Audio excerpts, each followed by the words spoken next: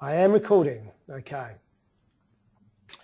So I suppose about 4 or 5 years ago, websites were the be all and end all, and everyone just wanted a website and wasn't too sure why they wanted a website. Just wanted a website.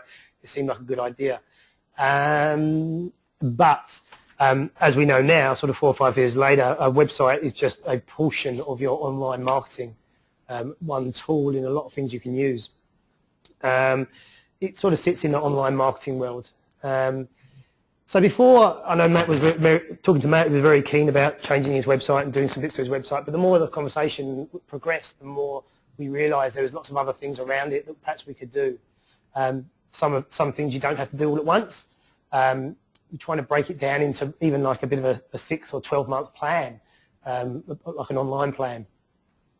So the first thing we sort of talked about is, before you even enter into the online world, is actually setting some goals. I don't know, guys, for your businesses, have you set your business goals already online, or have you ever thought about that, or have you just thought, oh, let's have a website, or let's get on Facebook? That's it.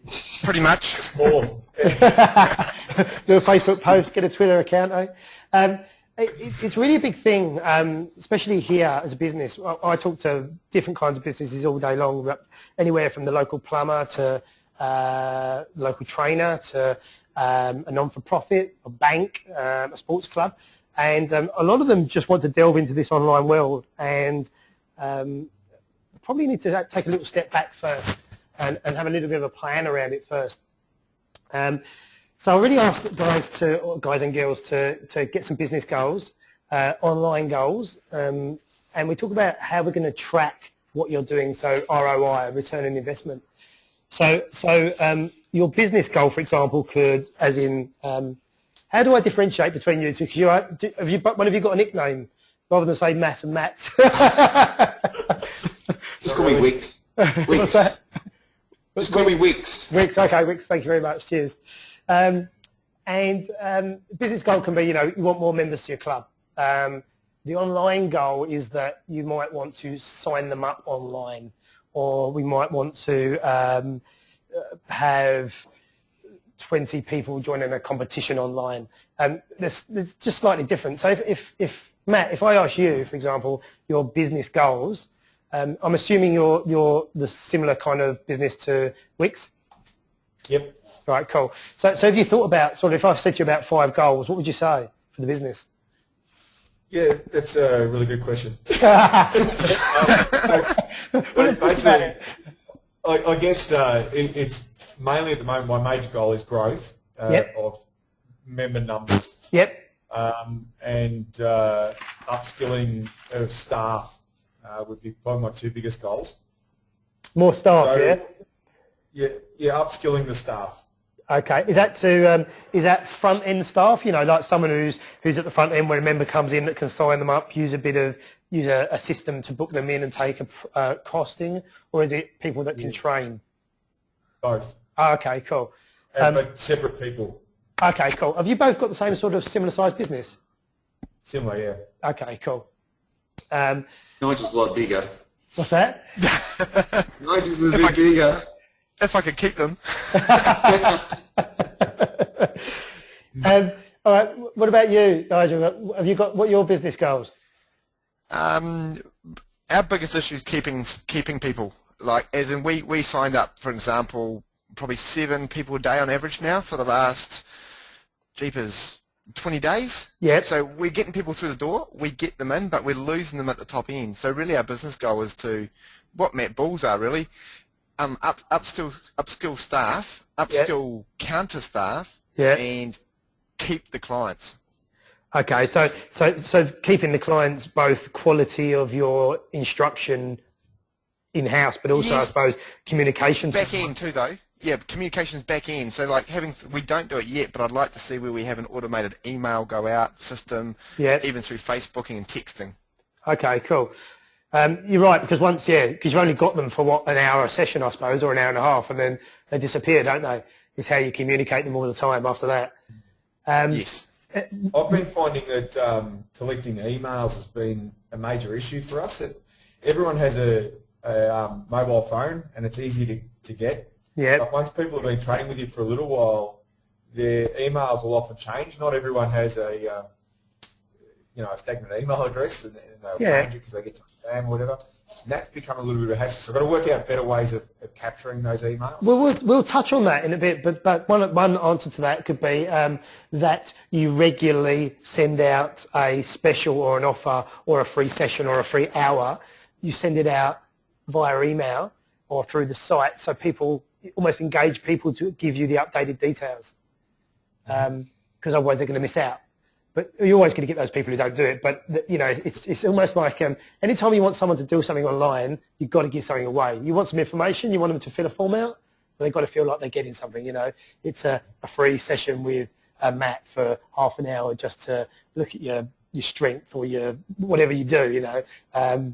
It could be bring a friend for a day or something like that. But obviously there's a payoff. There's no such thing as a free lunch, isn't there? Really, that's what they say. Yep. All right, cool. So really setting your business goals and then aligning your online goals and then trying to track some ROI, so return on investment. So how are you going to do that? So, you may want 25 new members a month. So how do you track that? You can track it for a website. Obviously, you can track when people sign up. You want people to, you want 75% of your people to open emails that you send out. That's another way of tracking it. It's really quite key. Get this framework of goals around it. I can do, as I did with Matt, or Wick, should I say, we talked about some goals, didn't we? And setting some real goals to aim at. But you probably, after this, you probably want to go away and have some real defined goals. So the next stage really is,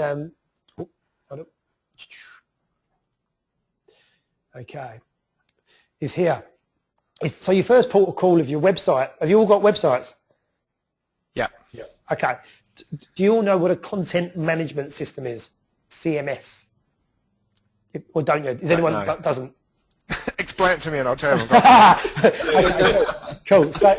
So websites are a lot more intelligent these days. It's not just about a page that you've got some products on there, a page you've got some schedules for your different events or your classes. A content management system is basically an intelligent website that you can get in the back end. You can update the site.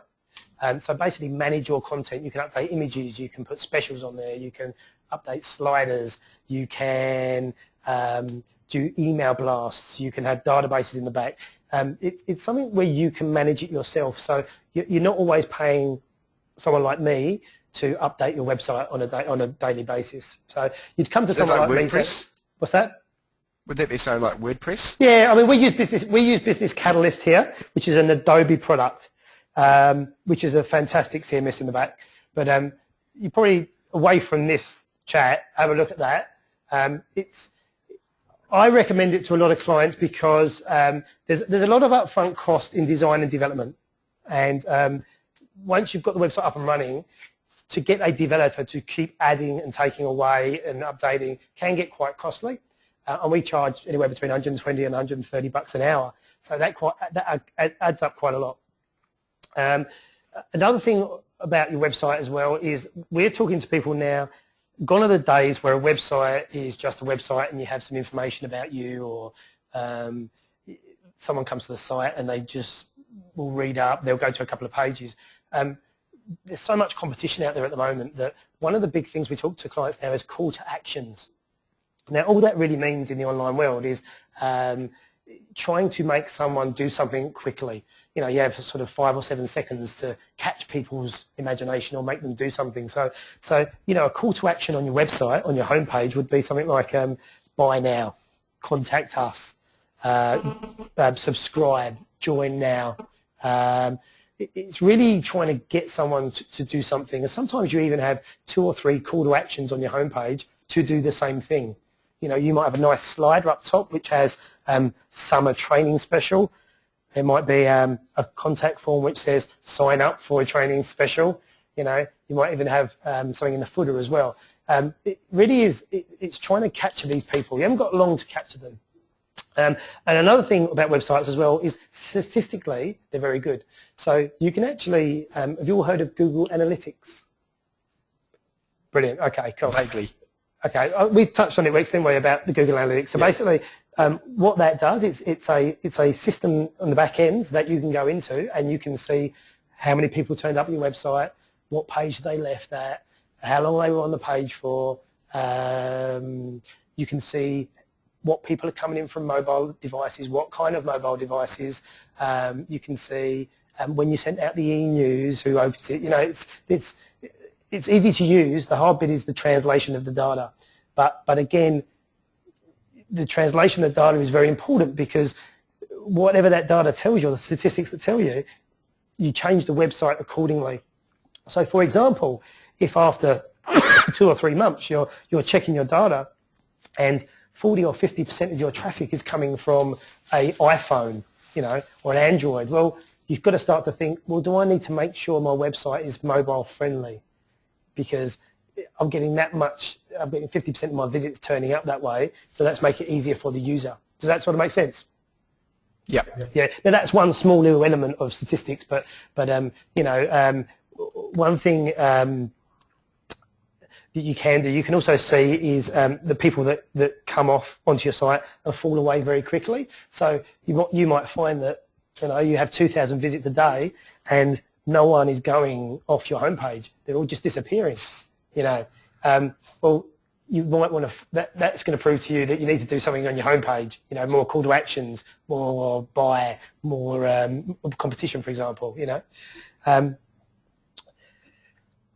the next thing away from a website. We talked about which because we've got different types of styles too as well. We wanted to find out which ones are getting hit the most as well. What's that? What's that? Sorry. That's where you're doing the statistics on my site, so we can just track on which area they're actually approaching. If that's it's right. karate or kickboxing or. Yeah, and you can do split testing as well. You know, you can do things where we can split test. So you might exactly that. You might have a picture on your homepage of karate, for example, right? And then you might have 50% of your visitors go there. The other 50% might go to another picture, and you can see what picture is really grabbing people's attention, or what offer is, or what colour is as well. You can go that deep in it. Do any of you guys really look at your stats or anything at the moment? I have been for the last month and a half, I suppose. I redid all my websites, and I did multiple websites after talking to Nigel about it, him having multiple ones. So I have my main website, and then it might have the kids karate bit, and I'll actually shoot them off to the other website, or if people come from the kids karate, it could shoot them back to my main website, and vice versa, so I can pick up my stats on where they're coming from and going to. Beautiful. And it's also putting me up really high on the counts now, as Nigel suggested, because they're bouncing off all my websites without even knowing it, so it's lifting up the whole. Yes, that's called a mini site strategy. So you've got that in place. So it's almost like having a product per site with a mothership in the middle, basically, is what you're doing, which is SEO wise, that's excellent. It's I always relate it back to fishing. You know, the more nets you've got out there, the more, you know, rods you've got out, the more lines, the more chance you've got to pull them in. Weeks and I had this conversation as well. I don't know. Do you mind me mentioning this, or not really, about your own personal? Good. Oh, cool. Yeah, go for it. And we talked about this kind of thing, and there was a debate about pulling him away from the business, because there's the business of Wickham's martial arts, but there's also Matt Wickham, you know, the person who does personal training, or the person who can speak or mentor, and that it might be advisable to have this separate unit, almost like another net for people. So, you know, more corporate people that want him to do a talk or a motivational speak or something like that then would push traffic back to his main site as well, and vice versa. Yeah, right. I don't know, guys, had you thought about that yourselves, about you being personalities in your business? No, not at all. I have been a little bit. I'm pretty good. What's that? That's all right. I do a little bit of teaching now at schools, but I actually do group talks with school teachers, and I've been flying around New Zealand a wee bit now to start to do that, and I've thought about it, but I run 5 companies, so I'm probably a bit time strapped. The owner here, when you get a second offline here, if you go to designexperts.com.au, which is our main site, but also go to timgentle.com. Tim Gentle owns Design Experts. And we made this choice I think it was about 3 or 4 months ago, that Tim also, although he's really into online and websites, he's also very big into education. So he does a lot of driving around country Victoria, doing seminars. We do work with councils, so we'll go into small business groups, schools as well. And we really thought that we define the two roles. So he's basically Tim Gentle that owns Design Experts, and he does all this education, and there's also Design Experts. And they both feed each other as a business. So they do it physically, but they also do it online now. Does that sort of make sense, yeah? Yeah. Yep. Oh, cool. All right. Well, let's jump on to SEO. Is there anyone that doesn't know what SEO or search engine optimization is? I know it is, but I don't really use it. All right, cool. So again, 4 or 5 years ago, it was great having a website, but now the competitive marketplace, there's something you need to do to improve your rankings. So SEO is all about rankings. So keywords. So we do a lot of things about thinking about your keywords, what people will Google to get to you. So Matt, for example, what would people in your area Google to get you?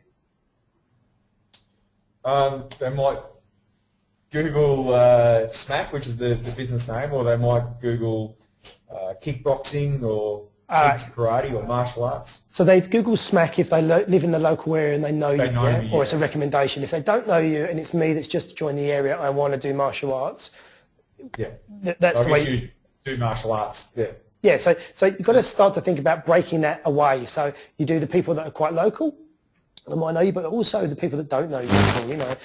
Try and take I'm not quite sure about your business, but obviously there's technical terms for different things you do, but you've almost got to neutralise that a little bit.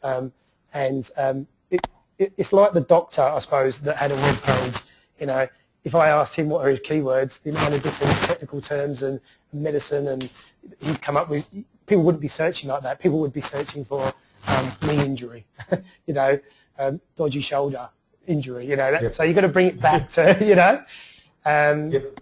Nigel, do you do much SEO? No, the website, so we run selfdefense.co.nz, Yep. and then I have another one called a website called Proactive Life Skills, and then Yep. I have Combat Shop. Yep. So all the websites are designed around specific names that I think people will search. Okay, so what about the organic searches though, the people that are just going to get you the... So give me one example again. So say Combat Shop. What does that do? Tell me about that. Tell me about Combat Shop. It's e-commerce, so I sell martial arts gear New Zealand wide. Yeah, okay. So you're not doing anything to that site to increase your rankings from a keyword point of view, is that right?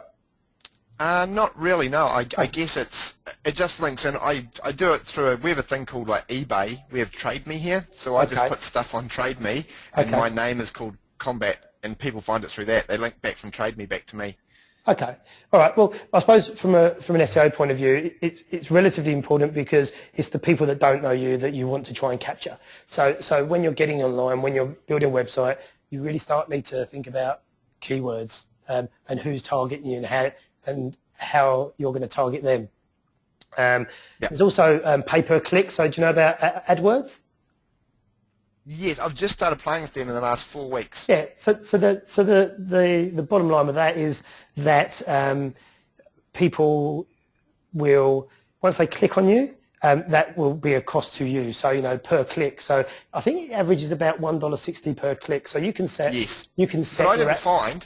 Yeah. The funny thing I found with that is that I ran $300 worth of ads last month. Yep. And the period of time over 5 days, I might have got 3 or 4 web inquiries. Yet when it finished, and I just don't know whether this was just luck of the draw, I got like maybe 10 inquiries the week after it finished.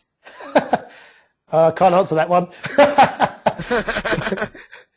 And I've done it 3 times. I just thought I was unlucky in timing, and I've done 3 times, and every time when the ad actually finished, I've had more inquiries. So I don't know whether it's like school holiday timing, that sort of thing.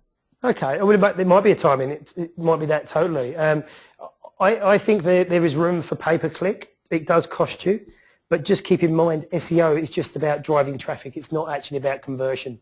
You know, all So your pay-per-click is on Google. Yeah, so basically it's another sort of, I suppose, another string to your bow, really. It's paid advertising. And you're going to judge whether the $1.60 is worth the lead. That's right. That's exactly what it's exactly what you've got to think about. Your organic rankings or your SEO and the things that you do around that might be enough.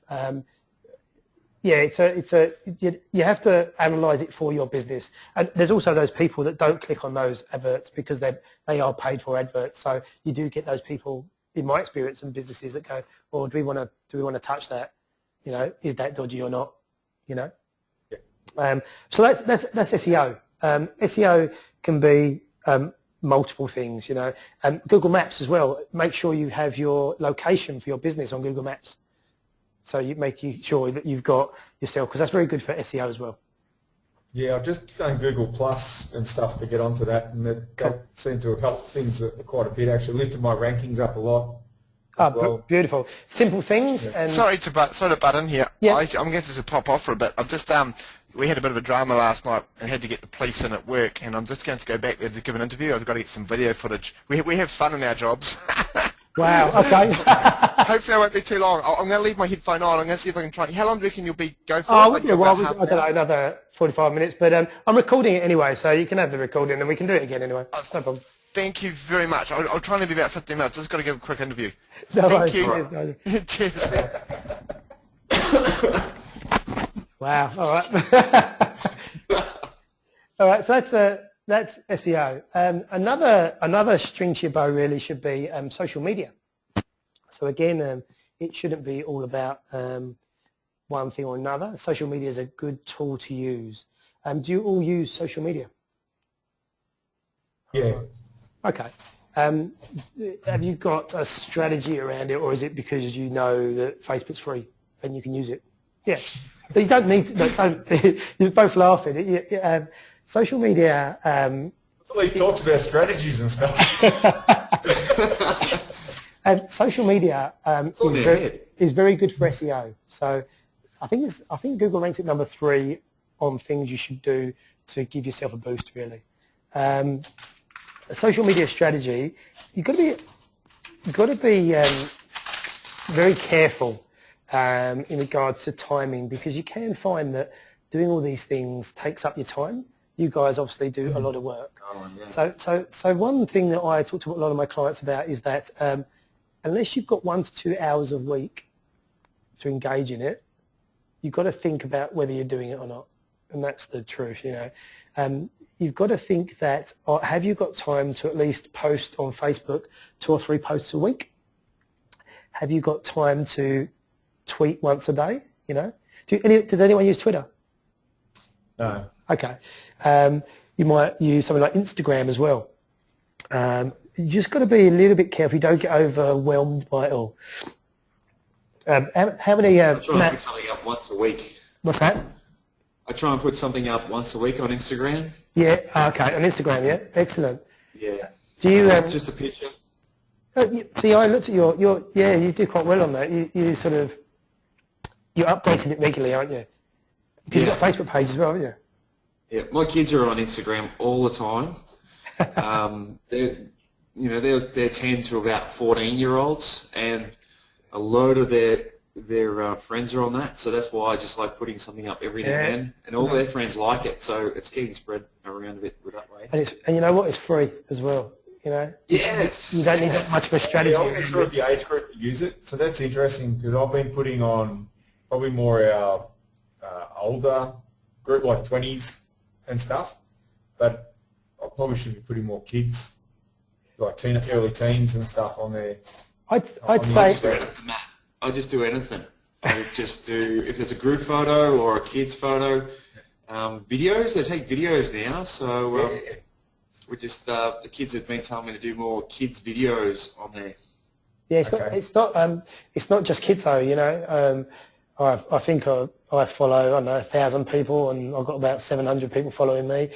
And most of them are in their late 20s, 30s. You know, that are using it. So there's a big, broad demographic across Facebook, Twitter, and Instagram. You've got to think also a bit about your persona. So your persona, who are you? Are you the educator on Facebook? Are you the person that always puts the link to how you achieve black belt status, for example? You know, how you use this particular weapon or something like that. Or are you the joker? You know, you've got to really think. People get used to the persona that you are online. And also be careful, because obviously then you might get tired of that brush as well. So are you the professional or the joker? Does that sort of make sense? Yeah. It does. I sort of try and separate our pages a little bit in that we have a thing called a person called Smack Jim that we try and do a bit of our posting from, and then also a bit from myself. But I don't tend to have as many people from the gym on my personal friend list. I try and direct them to the Smack Gym thing. Yeah. It's either myself or one of the staff here that posts. We nearly post nearly every day. Yeah, try and keep it separated. So again, here we had the conversation with Tim. So again, Tim's out and about online a lot. So we did the separation of timgentle.com and the design experts. And then a few weeks ago, we talked about what tweets he was tweeting, you know, and what he was putting on Instagram. And it came from Tim Gentle. And we had this conversation that, you know, should your Tim Gentle thing or your views, you shouldn't be having your views out of design experts. Your views are okay if it's Tim Gentle, but keep it away from the business, you know. Yeah, and even if it's a photo, someone tags me in a photo and I'm having a beer with friends at the club, and most people wouldn't care, but there could be some parents go, well, that's not the image that I'm wanting to portray, so... It's only a sneaky beer, but yeah, I know. Yeah. So try and keep them separate, you know. That's and sometimes I've had photos shooting, you know, weapons overseas, and I just keep thinking, gee, someone tags me in this, I'm like Hicksy, you know. Next thing I'll be on the front of a paper with a that's right. Yeah, that's right. Yeah, people view it in different ways. The other thing that to think about is the policy. So if you've got more than one person using your social media, so if you've got admin staff or your partner or someone within the business, you need a bit of a policy. So it might be just that you tweet or you post at certain times a day. It might be you do not mention anything personal. You do not Facebook a post where exactly what you just said, out on a Friday night having a laugh, that you're a member of staff. You do not do that. It doesn't have to be complex. You might say that I'm the owner of the business and I need to okay those posts before you do it. You might want to go down the path of actually making up we do it here, like a 12-month calendar or a 6-month calendar, and you say, okay, we're going to post on Facebook once a week, for example, and this week we're going to post about this, next week we're going to post about that, and that, and that, and then you make up the content for those posts, pre-do it. But it's good to have a policy, otherwise you get a bit sporadic, you start to post things you shouldn't do, exactly what you just said, you know, you post, you're having a laugh on a Saturday night, yeah, that's okay, but for the parents that are coming to your kids' class, they don't want to see that. Yeah, that's it. So it doesn't have to be anything too drastic. Most of the time we're role models. You are. We're role models too. You said that the other day to me, and that struck a chord with me. You know, you guys are role models. You know, you've got kids that are you've got problem kids. You've got kids that are coming to you, and the only time they behave and look at you as a father figure and respect you is during those classes. You know, and I'm sure you have. Matt, I'm sure you've got the same, have you? I suppose you must have problem people that come to you. And yeah, sure, and that's where trying to keep those things separate makes it a fair bit easier. Even if you're overseas and you want to take photos to show your friends, that's different to showing your people who come train with you. Even though most photos are good and there's no problems, but it's even I even feel difficult with my clients thinking, shit, we're paying this guy and he's just off travelling or something like that. That's right. Want to keep giving that work image. So even when I'm away, I try and post about stuff that's happening here, so people know that my mind's always on here. Yeah, that's right. I mean, I personally here. Let it have a break, man. I personally, Me too. Myself here, I'm very careful.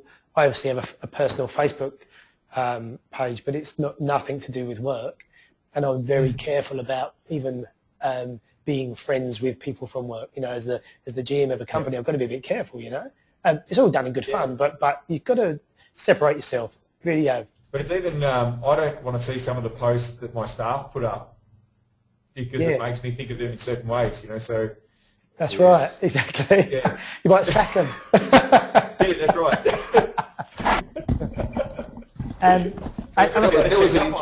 But you don't necessarily want to see everything, That's right. Well, that was an interesting thing that you said, Matt, because Zed, that's been helping me out here, he, after talking to Dave Cover, he came back and he said, my Facebook page is terrible. He says, I've got to delete heaps of stuff because I realise now that people are going to look at me different. And I said, yeah, they will. And you don't want these pictures of you laying in the gutter, on a Saturday night.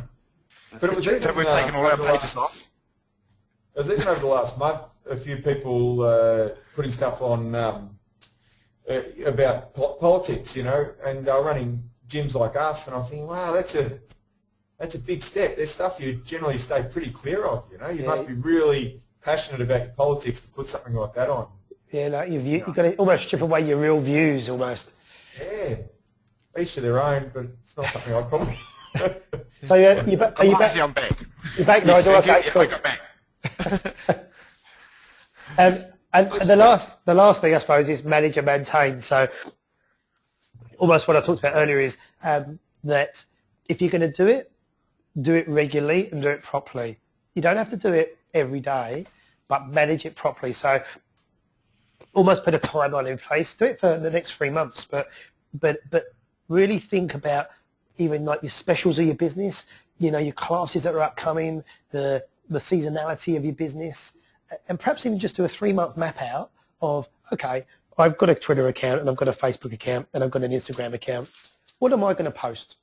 Don't try not to do it off the cuff. So, Wix is talking about doing an image. He does an image of something. So that's great, do the image on a Monday. People expect that image to come through on a Monday or something new that he's done at a class, Okay, in a month's time, we're going to really push kickboxing. Okay, cool. So that 2 weeks before, I need to start punting that. I need to do a post about a class we've already had. It could be a free offer coming up or something like that. Yeah, people like things in order, and it's easy for you. That means that if you set yourself aside an hour or 2 hours a week, and it's done on a Monday, and you know that what you've got to post, you've just got to find the detail for it. It becomes a lot easier rather than a chore. Or you're not doing it at 1 o'clock in the morning on a Sunday, and you can't think of anything to post. Have you got any thoughts on between pages and groups and the personal sort of one? Do you find one works better than others? Oh, no, not really. I think, what have you got at the moment? All of them. I mainly use the page for attracting new people. Yeah. So it doesn't, I just put like once a week. The group I use for more our current members and people that know me from extra circles to try and keep some excitement building. Yeah. And the personal ones so we can send out group invitations easy. Yeah, that sounds about right, yeah. One thing people get themselves caught in, not so much now because there's knowledge around it, is, having a personal page that turns into a work page. Yeah. That's that whole crossover, what I talked to you about earlier. Really define that,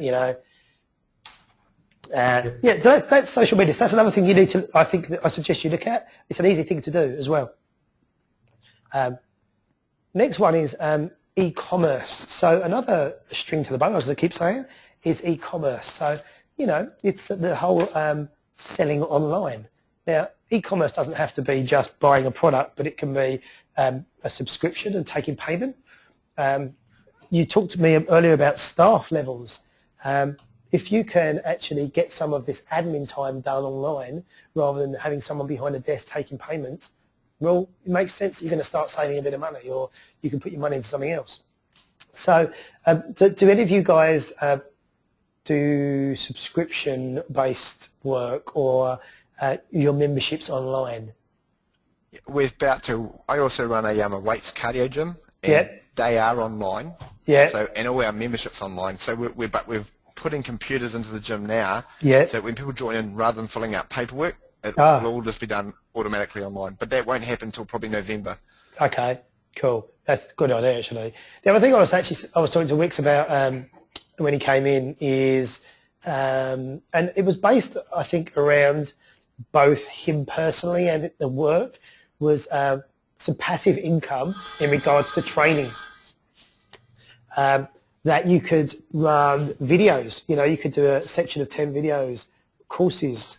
It can be you talking, or it can be you doing, or it can be an add-on for when people come to the class for an hour and a half, but they need to go and practice before next week. So an added extra to perhaps your membership could be, you know, you might want to subscribe, $5 a month subscription. You get this portal where you can see all my videos. It could be one of you. A 10-week course on kickboxing, for example. Do you do anything like that at the moment, or have you? No. It's really. No. We do it here. Ours is more to facilitate the website. So we have 50 videos that when you become a client, you have access to these videos. And if you're not a client, you have to pay for them. Now, it does two things. Not only does it make a bit of passive income, and it's paid online because they have to pay a subscription, but it's also saves time in the office, because it means I haven't got staff members training and reminding people how to use websites.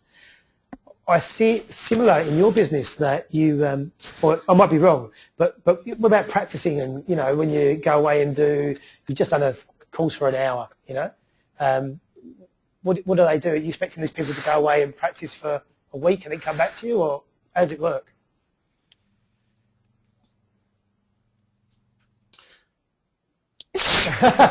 Anyway, Good question. I mean, are you trying to get that? It could be a way of engaging them for when they're not in the class. You know, they're not in the gym, and it is passive income. It's money that's in your pocket, I suppose. Obviously, people can pay with credit cards online as well. So again, it's stopping you having a staff member or yourself taking these payments. Different payment gateway as well. What's that? So after we had our meeting, I've been thinking heaps about that and just trying to find a direction, I think. Yeah. You know, out there they've got guys doing the jiu-jitsu, which is the wrestling, and they've got apps and videos, and they're really hitting the industry really hard. For us, I mean, trying to brainstorm how we can direct some of this for us. The only thing I can think of is for myself is like kids training. You know, coaching kids, drills and techniques that we can do to help the kids get more educated in martial arts, and I think that's the only way I can think of it at the moment. I mean, the website we just joined, Matt, $200 a month, and that's basically what we've joined for, is clip videos of stuff. Yeah, exactly. Well, we want something ourselves, so we can. So you're paid $200. So you're paid $200 a month for this. Yeah. Yeah. But you can repeat it, because like those same drills, what we're doing now is I've been doing parts of those same groups of Maya and Natna now for about 10, 15 years, and they just repeat the same drills pretty much. Yeah. After a few years, you start to see, wait a minute, this is very similar to what they did 3 or 4 years ago. Oh, for sure. And I think there's only a set amount on there.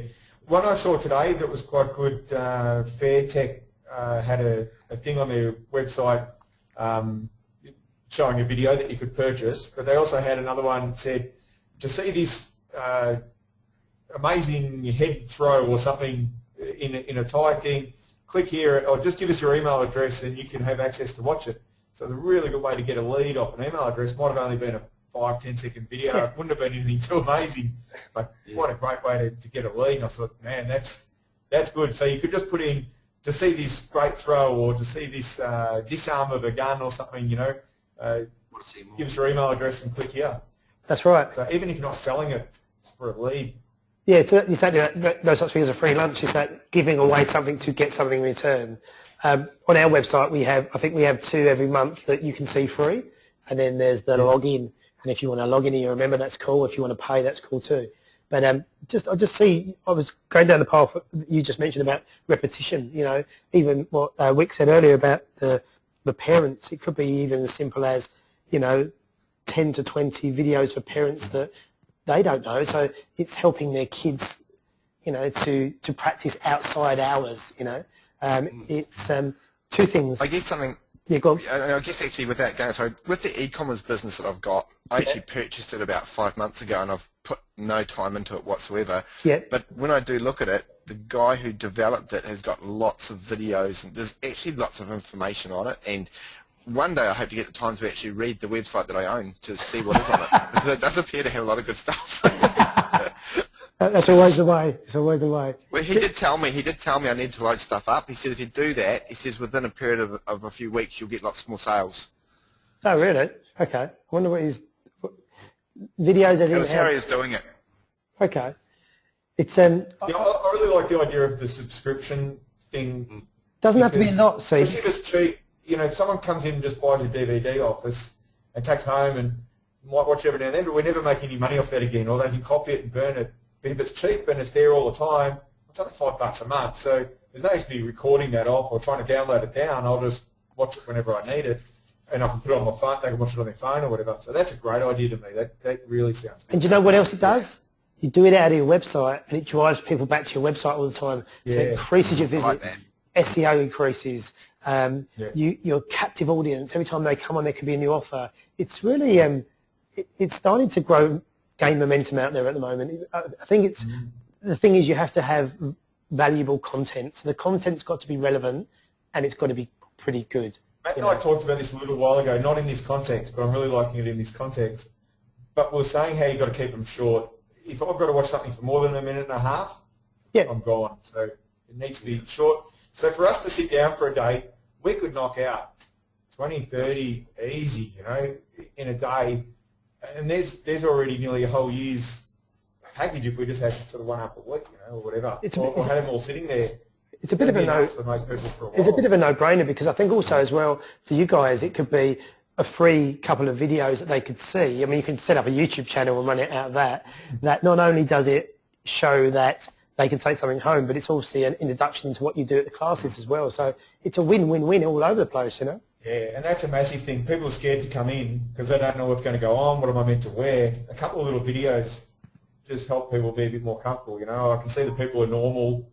You know. Yeah, and would it be a capture into keeping people involved as well, because they feel that they're getting fries with this from the membership? You know, it might keep them around a little bit longer. All right. Just a thought there, Matt. Grading requirements. Everybody says, "Oh, what have I got to do for grading requirements? What have I got to do?" And if we got some videos set out for that, you know, there's something that we can tap in. So look, you know, you could lock it in. Yeah, this is white to blue, white to yellow. Yeah, for sure. Great idea. And you don't have to. I mean, you can give that stuff away. You don't have to sell that stuff. You know, but again, it's. It sounds like you're giving a lot away anyway. You do. But it's it also helps. Just think of the admin time as well. So all those questions that you're saying about the parents are asking you, how do I do that? When do I do that? You push them away to not push them away, but you know they're getting used to this resource. Bring them back to the website all the time. So also you've got payment gateways as well. So payment gateways is another conversation, but keep in mind your payment gateway. So always keep in mind of the cost involved, the percentages they put on, what bank you're using. That goes a little bit deep. So perhaps I can do another one later about this, but don't just go and sign up. Actually, think about how many transactions per month, the cost to you as well, what you're selling as well. So keep all that stuff in mind. All right. Email marketing is another thing we talk about, another section. So, sorry, which one of you was it, Matt? Did you say you do some emails already, or email marketing? I was saying we struggle with the emails. We mainly do SMSs and stuff because we have trouble collecting relevant emails that don't bounce back every second week. Okay. Nigel, do you do emails? No. Is there any reason? I do text messages too, as well. All right. Why do you guys touch on the text messages rather than the emails? Is that an industry specific thing, or? Well, because I find for myself that people keep the same mobile phone number for a long period of time. Yeah. So it's not changing over, and it's instantaneous. So I find that if I email at a certain time during the day, I'm much more likely to get a response from the person from that. The people who we mainly deal with are young, well, I mainly deal with young males, I guess, and a lot of them actually aren't very active on email. They're active on Facebook, and they're active on their phone.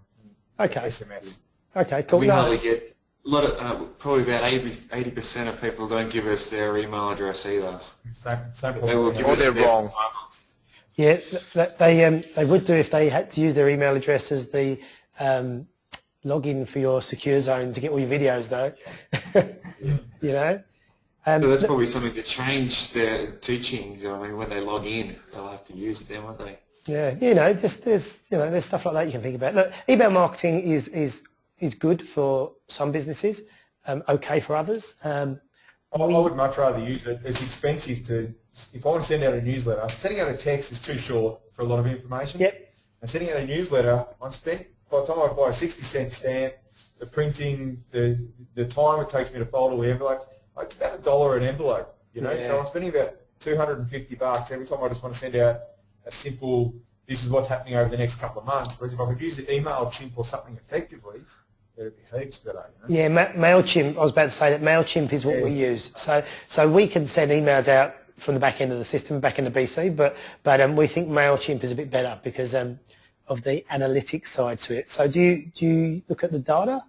Have you used it before? I only just sent out my first thing from MailChimp the other day. Oh, beautiful. That was to outside clubs. That was to trying to get footy clubs and netball clubs to come in for their pre-season. Oh, beautiful. Well, that's not a bad idea because footy clubs and clubs like that use a lot of emails out to touch all their members. So we use it here. We do 2 emails a month approximately. We use MailChimp. We set the emails up with probably certain goals in mind. It's not just about giving someone some information. So we try and make them drive people back to the website. So just have a little URL of the www.designexperts.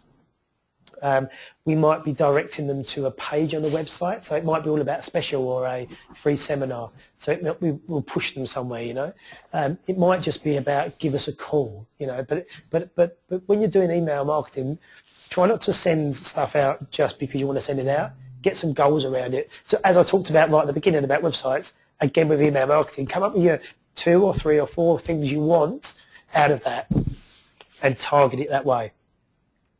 I think when we had a chat, I've been putting my newsletter on the website and then sending a text message out to everybody to log in or go to the website to check out the newsletter. Oh, good. Okay, that's another way. So I just put a PDF up on news on my website, and then I just text everybody because I didn't have everybody's email address, so I just text them and then. No, it's perfect. So if they had to put their email address in to open it, that could be a good way to collect it, wouldn't it? Yeah, exactly. Yeah. So again, you could have on your website sign up for e-news. People start to put, but again, you've got to give something away for them to do that. Again, all of these things, setting goals, custom CRM, direct marketing and statistics, all sort of bundle in together. So my recommendation again is not to just send something willy-nilly. It's got to be for a reason. Try not to have multiple things on an e-news. So a newsletter is a bit different to an e-news. A newsletter is lots of things about your club. So, it could be multiple things. Whereas an e-news, I see as more of it's a targeted thing. It's a newsletter might go out once a month, but you might have an e-news once a week because it might be about, getting your kickboxing going the next day, about 20% discount of members in October. What we're actually teaching for the week, maybe? Yeah, perfect. Yeah. This week because we're doing this, whatever, yeah. Make sure you bring your gear in for this type of training. Don't forget your blah, blah, blah. Yeah, exactly. Obviously, when you're doing social media, you'd link it in. So you'd send an email out. You'd probably link that in with your campaign scheduler, for example, and you'd put it on Facebook. Don't forget to check your e-news or don't forget to bring your kid in. It's the same thing. Whatever you're doing, run it through the whole thing. Yeah. I think we've lost Matt. Yeah, He's disappeared. He's Talk short. He won't be far away. So again, statistics is very, very good on MailChimp. So, you can see cleanses your database. He's back. He's back. You all right? Yeah. Just had to help out the trainer. So with MailChimp, but also it clears your database. So if you've got email addresses that don't exist or people that don't exist, it will clean them out of the database. So also you can look at the analytics behind it, so you can see what people clicked on. There's someone behind you. Weeks. You can see how many people opened it, how many times they opened it, so you can see if people are actually interested in it. Good to see he's got pants on this time, Matt. Yeah, he's got pants.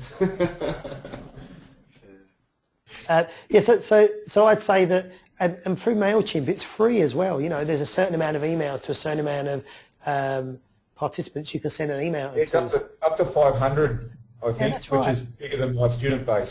So, you know, why not use it, you know?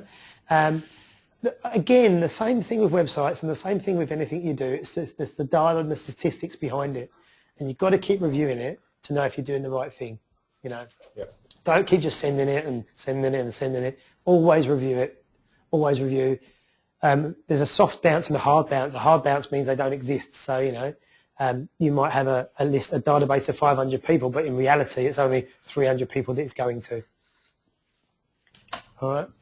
So that's email marketing. Mobile marketing. So does anyone, are any of your websites mobile friendly? I don't think mine are. Okay. Well, mine's meant to be. I'm using, at the moment for most of my websites, I've just been using Wix because it was fast and easy rather than me trying to design it from scratch that I used to always do. Yep. And it will shrink it down to mobile size, but it's not mobile friendly in that you've still got to zoom to be able to read stuff. Right, okay, cool. So Is mine, Glenn? what's that? Is mine? I'm not sure. It works all right. I wouldn't call it mobile friendly. No, it's a basically, I'm actually just having a look at mine now on my phone to see if it is.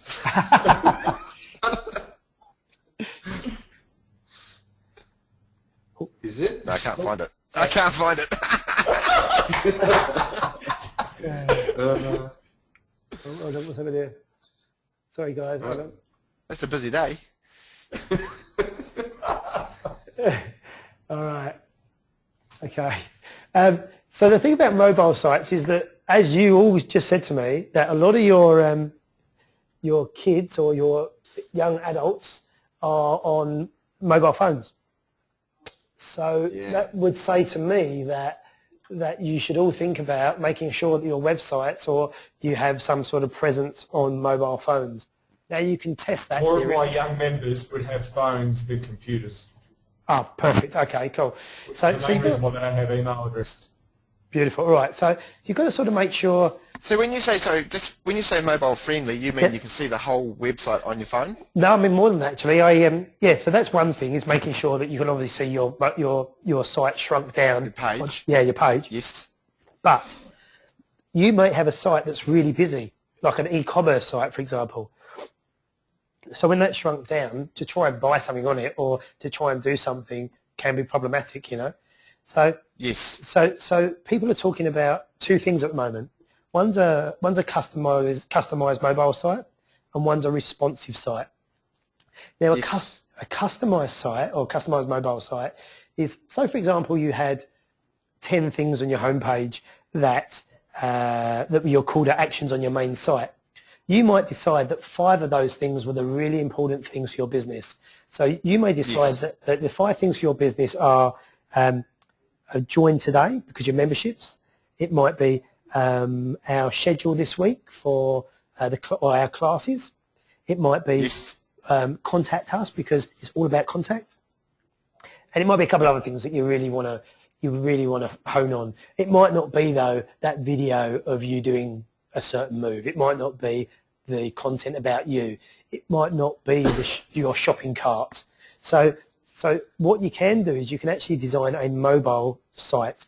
So it's a dedicated viewing from a iPhone or laptop or iPad that purely is for a device that's different to your website. Does that sort of make sense? Yeah? Yep, totally Cool. makes sense. Cool. Now, If you see one, Nige, they look really, really Sorry? good. Just a couple of simple bars to go into and the contact do you know what? details. All it needs to be is that. It could be your logo in the corner, your contact details in the other corner. It can be 3 or 4 bars, and then a little. What you do is you have a little link at the bottom which says return to your main site. So if they really want to look at the site, they can. But you may think that your kids or your young adults want to go the 4 things. They want to, like I say, join up. They want to check out your schedule. They want to, see what they can buy for the day.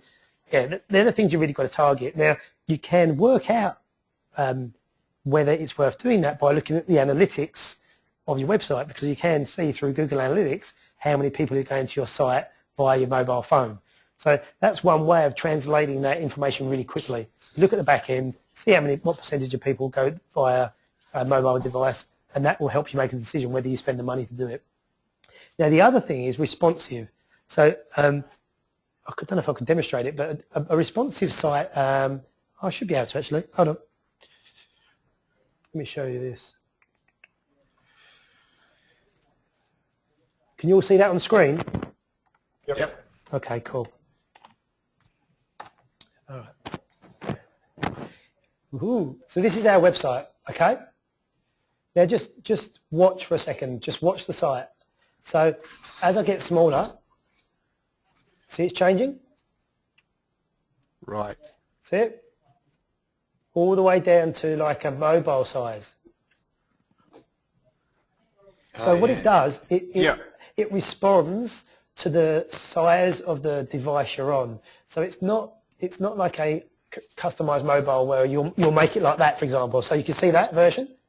So you may have a mobile site that's purely like that.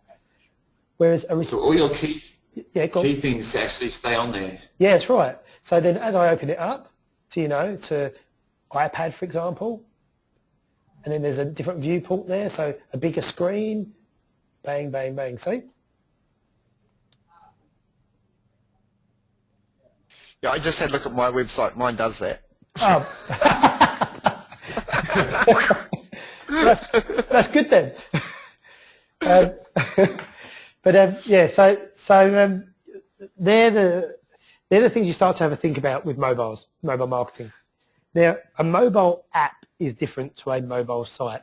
You've all got apps on your phones, haven't you? I assume. Yeah, cool. So you've got to work out. Now, the upfront cost of an app is quite expensive. I don't know many apps that are less than, say, $3,000, $4,000, $5,000. And obviously, an app is dedicated to your phone. So it's really your members would be having an app. However, they are a good tool that, very similar to the videos, you might have an app that all your members have, and again it's fries with this, but it might be as simple as anywhere they are, they can get to the video. They don't even have to be online to get the video. It could be already in there, They can have videos in there. It can take you to the certain teaching or schedules, or you don't have to have a mobile site for that. You can have an app. The only thing is it's quite an expense. So you've got to make sure, one, it's worth it, what you would put on the app itself. You've got to work out whether there would be buy-up from your members and whether they'd use it. But apps are good. People are starting to get into apps at the moment. Our organisation is apparently going to be releasing one fairly soon. Oh, really? I'm not sure exactly how it's going to tie in, or whether it's just for them to find clubs, or whether it's... I'm not exactly sure what the lineup of it is. Do you know, Matt? Have you heard much? No, I just thought it was just more of a directory, that's all. Yeah. Well, how good would it be for an app, something like that, where you'd, no matter where you live or where you come out of your office, you'd turn the app on and you could see somewhere in your town that you could go to that does whatever you do, Yeah. Where can I get to that class? What can I do, in Bendigo, for example? Where can I do kickboxing? Oh, superb. Or where do I find that product? I'm not really sure what it is, but if that's, I think they could have spent it a bit better on something else than that. No, well, that's my point. It's good and it's fries with this, but I'd suggest you look at your website, your mobile site, and your other marketing around that, perhaps before you step into that world. I think I'm just going to get outside for a second. For free, Matt. Back in a minute. All right, mate, no worries. Keep going. And I suppose SMS marketing is what you guys talked about earlier that works really well in your business is mobiles, SMS. Do you have a plan Something around? that Hello? I don't actually use it. You don't? I don't use it here. No. Not yet. Okay. I need to probably. And what do you use it for? Is it just a reminder, Matt, for your SMS? Oh, I use it for reminders and to let people know of things that are coming up and to let people know to try and build that club atmosphere. So we have so many different classes that a lot of the people never meet each other. Got to pass on that. So we might use it to say we've got people fighting this weekend. We might use it to say what the results were of the fights.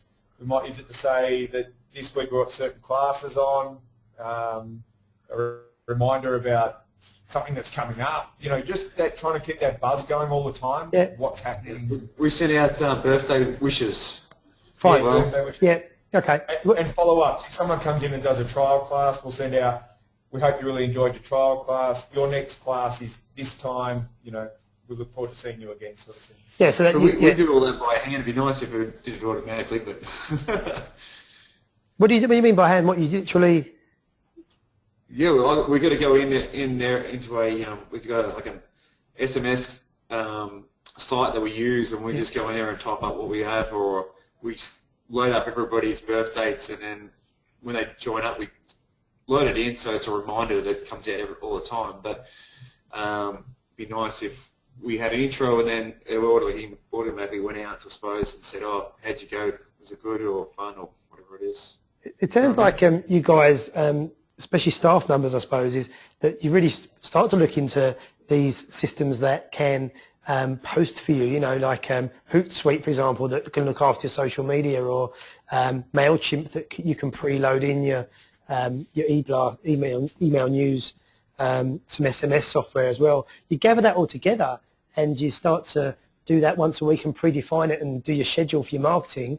You would save yourself so much time because it all goes. It's all automatic. Because it sounds like at the moment you're simply ad hoc. Yeah, that's what we tend to do. Like Matt and I spoke, we do loads and loads of marketing, and I think Nigel does the same. It's always seemed to be more marketing than teaching. We've got to market, to be fair, but I wonder whether a bit of smarter marketing might be the way forward. Yeah. What we have been doing here, we've just started 3 months ago. Everything is recorded and tested and measured, and we know that our time of year in our sport is around January, February is our biggest time of year. Okay. So we're using 6 months, test and market everything, and then in January, February, we'll spend tenfold what we've been spending all year to market that, because we know there's going to be a greater amount of people looking for the industry. You've got a greater chance of a better ROI over January and February, basically. Yes. Yeah, perfect. That's exactly what you need to do. Exactly. All right, so that's touching on mobile marketing.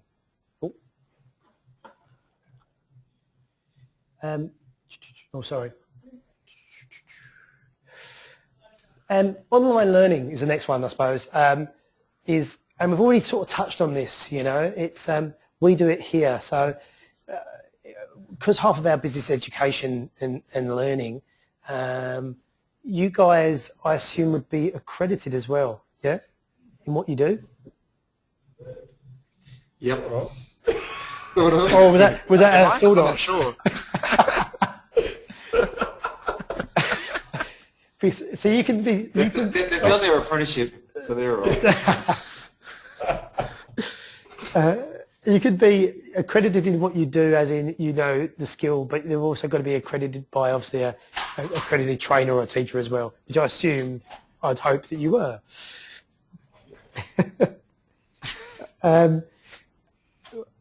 Really for you guys, I think that the client support bit and the lead nurturing and online sales around this online learning is very key. I really do see a big thing with the videos and the self-help, and because you're giving it away a bit as well as a bit of a passive income. I think this is a big development area for you guys, perhaps. I don't know, what do you think? Yeah, I think I'll look into it, definitely. Yeah. I think this is something that we could probably almost get together as a bit of a team and did so many videos each, and then we could sort of, offer them to each other a little bit as well. Do you want to include these on your site? And we'll swap some, and yeah, I like that one, but I probably wouldn't use those other ones. I think that'd be something we could do together to help each other out a bit. It does a few things. It's like, again, it keeps your clients, client support. Not only does it keep your clients coming back, it helps you out from an administration point of view. It also can actually make you money and make you sales, It's very easy to push someone that's, a lead that comes through to you. I'm thinking about doing kickboxing. Oh, okay, we'll check out these videos then. That's what we do. That alone saves you a 20-minute conversation, I reckon, personally. And then they'll come back to you. It's that whole nurturing, clients, customers. And they feel more comfortable when they first come in. They know what it's a little bit about then, I suppose. It's not a big shock, or they can sort of talk about it because they've seen it. That's right, yeah. So online learning is different for different businesses, but you guys, that's where I'd pitch that for you lot. And obviously you can use different things, videos to do that. You can do online, you can use YouTube account for your videos as well. Glenn, I was on a site the other day, and this is completely, it could be something similar to this, but it was done with pictures, but as a video.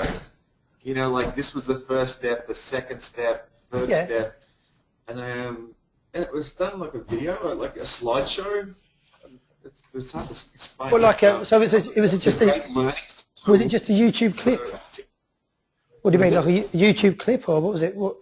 Yeah, it was like a YouTube clip, but it was done on. It was just step by step. Like a Stills. That was a really good learning tool for someone just starting up. Here's the first move. Here's the second move. Here's the third move. And it was just ran really smoothly and slowly enough, and it had little descriptions of what to do as we went on. I thought that was a really good part. You could probably do that in most sort of video softwares, and you could probably generate like I think it's MP4 or something like that. I don't think that's, if it's just stills, it wasn't live action, was it? It was just like a still. It was just stills. Yeah, cool. Okay, yeah. I don't think that's anything, you could probably do something like that quite easily yourself. Okay. Kids could, man. Yeah, I'll get the kids to do it. Now that's sort of it from a point of view of where I take this sort of 101 online. I don't know what you guys want to do. So really, this is touching on every point that I think you should actually look online. I think it's proved that it's not just all about website. There's so many other things these days. Website's one thing, and you've got this big world around it that you could do one or all of these things. That was after having that meeting with you, Glenn. I was blown away because we touched on other stuff as well, and I thought, my God, there's so many areas there for us to for our own business, and I just thought there was a great opportunity for Matt and Nigel and whoever wanted to jump on to see it. I thought it just blew me away. This is only one area of our business, and and it's something that we've talked a little bit about really wanting to get a handle on, and it was perfect timing because we'd spoken how we'd had a meeting recently with a few business, like a business coach sort of thing, and I came away and said to Matt, you know what I wanted to do? I wanted someone to come in and tell me how to work out my online stuff better. Hello.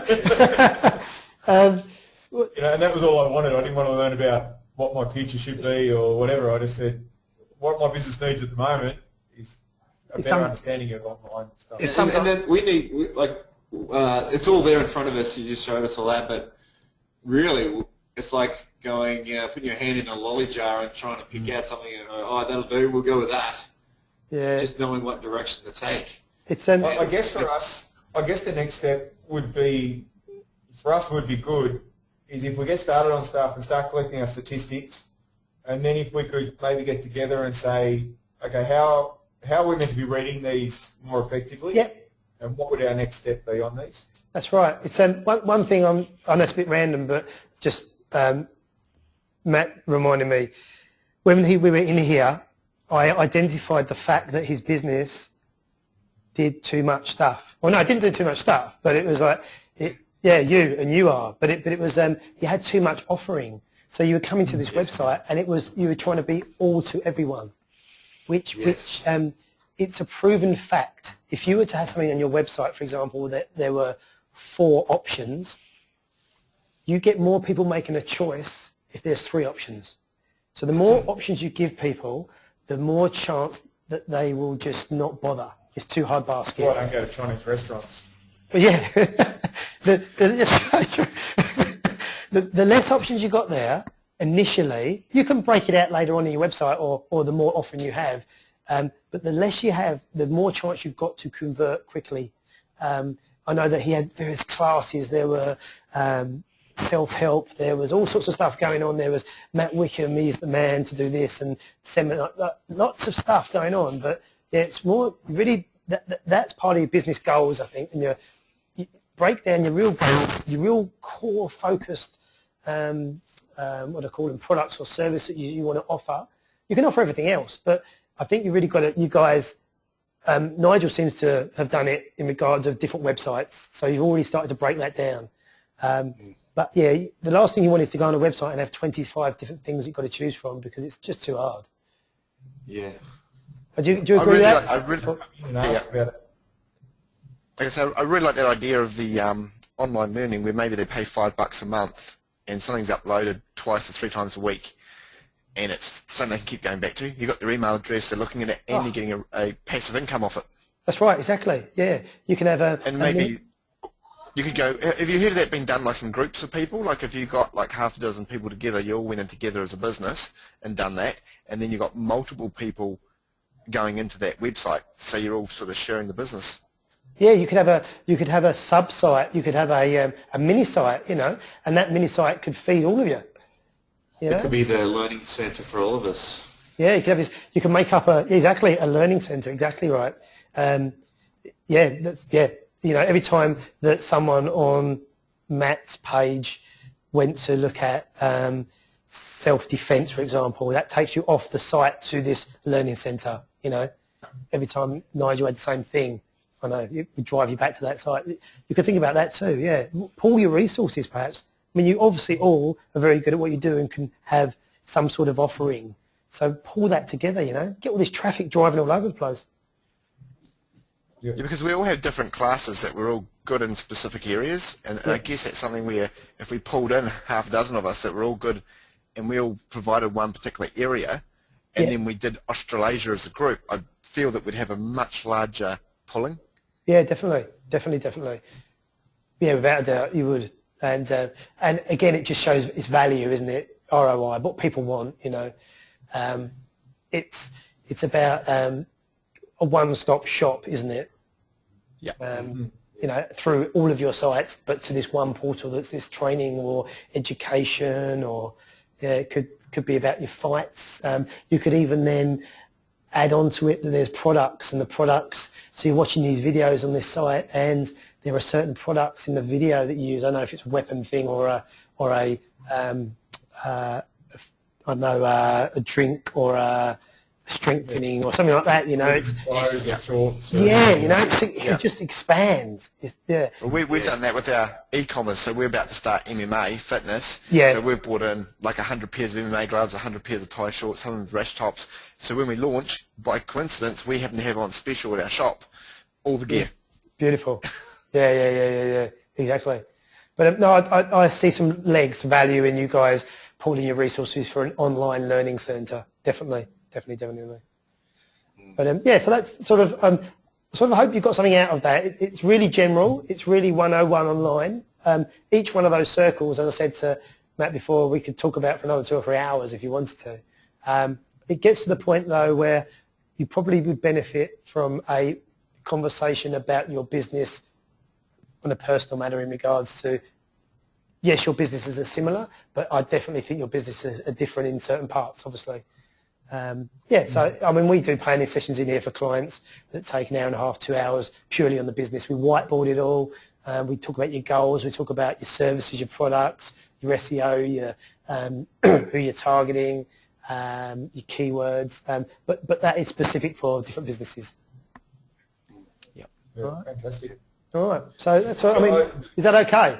For me, I'd like to, once we've spent a little bit of time going through it, it would be to try and, you know, create another meeting, like I say, to go through some of how we get to the.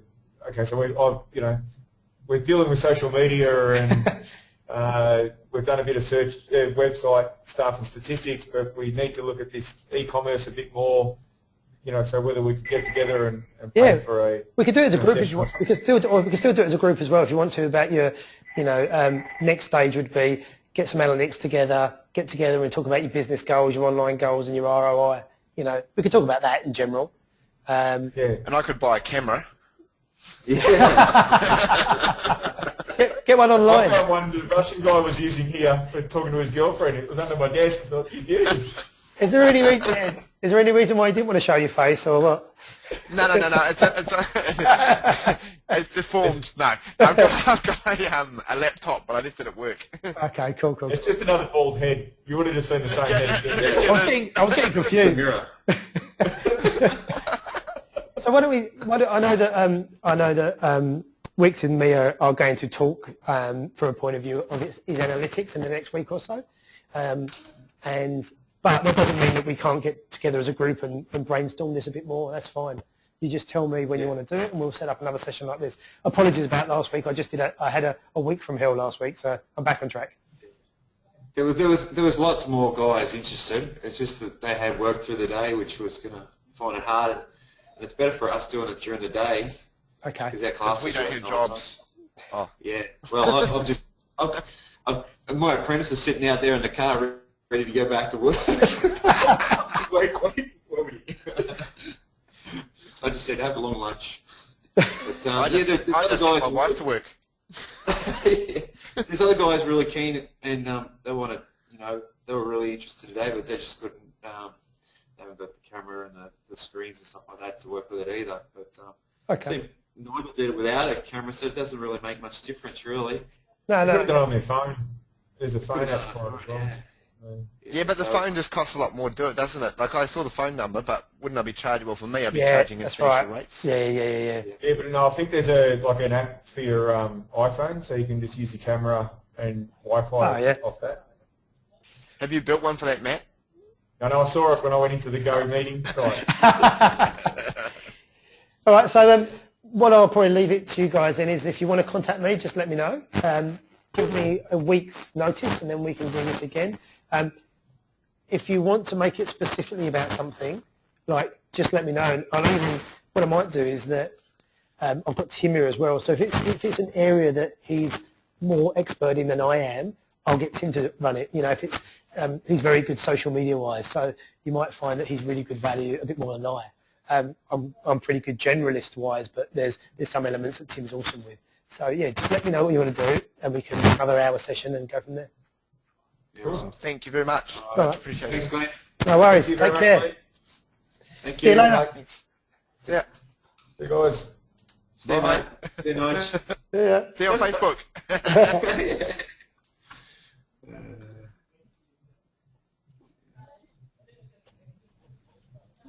I can still see a little bit of you. Yeah. Yeah. See ya.